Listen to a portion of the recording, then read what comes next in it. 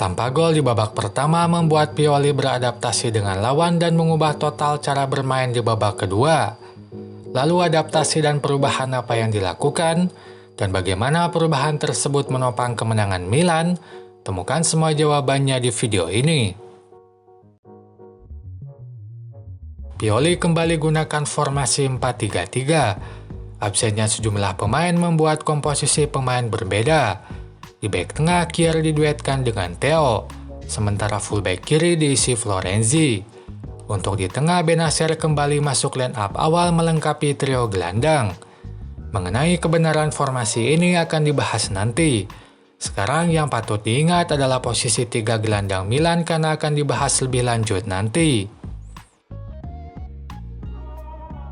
Dionisi masih gunakan formasi 4-2-3-1. Hanya terdapat 2 perubahan di lini tengah. Kini gelandang serang tengah diisi oleh Bajrami. Lalu Berardi sudah bisa main lagi dan main sejak awal. Yang patut diingat adalah posisi Toljan, Pedersen, dan Henry karena akan dibahas lebih lanjut nanti. Build-up dilakukan Sassuolo dengan menempatkan 3 pemain di belakang. 1 kiper dan 2 bek tengah menjadi penerima bola awal. Hadapi hal tersebut, Milan lakukan high block. Mereka menekan lawan sejak mulai menguasai bola. Situasi tersebut membuat Sassuolo banyak lakukan umpan panjang ke penyerang. Pinamonti pun banyak berduet dengan bek Milan dalam menerima umpan panjang. Kadang ia menang bola, kadang bola didapatkan pemain Milan. Baru saat bola sudah di tengah, build up dengan umpan pendek dilakukan. Kini di belakang mereka gunakan 3 pemain dengan komposisi 2 bek tengah dan 1 gelandang. Sementara 2 fullback berposisi lebih depan meski dengan tugas yang berbeda.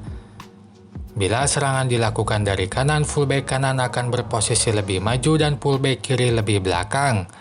Terlihat Toljan ada di depan sisi sementara Pedersen ada di tengah. Sebaliknya, bila serangan dilakukan dari kiri, fullback kiri berposisi lebih maju dan fullback kanan lebih belakang. Kini tampak Pedersen ada di depan sisi, sebaliknya Toljan ada di belakang. Meskipun begitu, di babak pertama Sassuolo lebih banyak lakukan serangan dari kiri.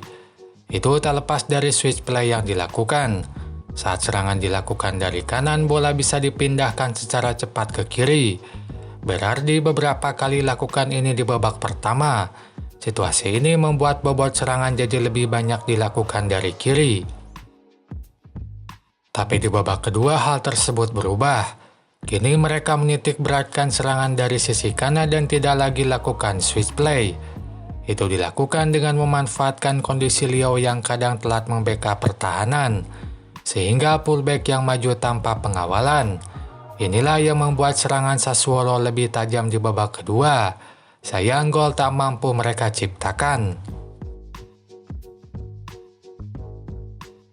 Build up dilakukan Milan dengan menempatkan 4 pemain di belakang. 2 bek tengah, 1 fullback, dan 1 gelandang menjadi penerima bola awal. Hadapi hal tersebut, Sassuolo lakukan middle block. Mereka tidak menekan sejak di belakang dan memilih merapatkan posisi ke tengah. Itu membuat Milan sangat leluasa membawa bola ke lini tengah. Saat sudah di tengah, posisi pemain yang sama tetap dipertahankan kecuali penambahan 1 fullback. Sehingga di kedua sisi kini ada fullback, tanpa Calabria di kanan dan Florenzi di kiri. Pemposisian ini pun mengoreksi tampilan formasi yang muncul di layar kaca. Sebab di situ disebutkan gelandang bertahan adalah Bennacer padahal di atas lapangan diisi oleh Reinders. Bennacer justru main lebih depan seperti Loftus-Cheek. Ia mengapit Giroud di barisan paling depan.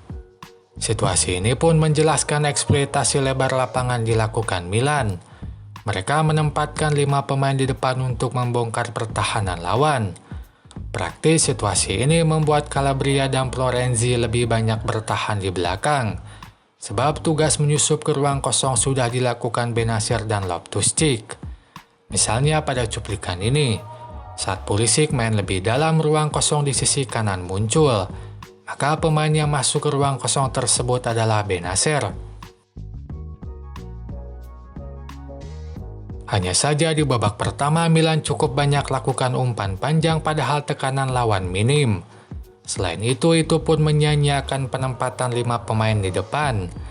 Misalnya pada cuplikan ini, Kier lakukan umpan panjang ke depan sisi. Bola pun mampu diterima Pulisic dan serangan ke pertahanan lawan terjadi. Namun tak selalu taktik ini berhasil, bahkan lebih banyak yang gagal. Seperti pada cuplikan ini, umpan panjang Theo ke Pulisic terlalu jauh sehingga bola malah keluar.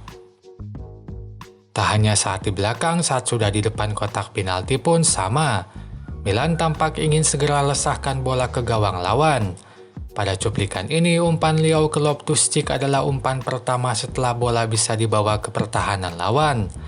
Tapi alih-alih lakukan umpan lain ke pemain lain, Loftus-Cheek malah lakukan tendangan jarak jauh. Tendangannya pun tak akurat ke gawang. Hal ini tidak hanya dilakukan Loftus-Cheek, tapi oleh semua pemain Milan. Tercatat di babak pertama mereka lakukan 8 tendangan jarak jauh.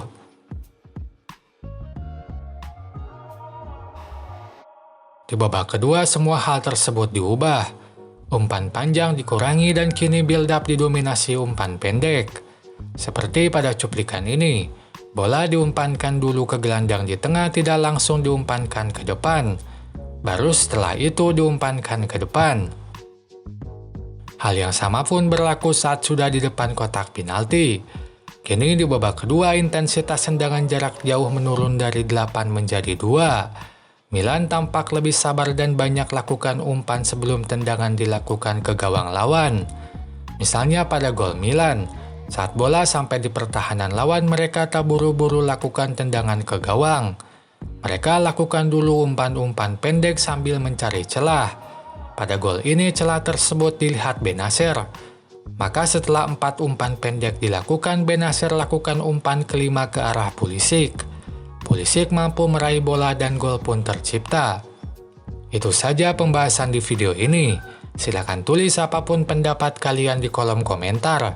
Sampai jumpa lagi di video selanjutnya.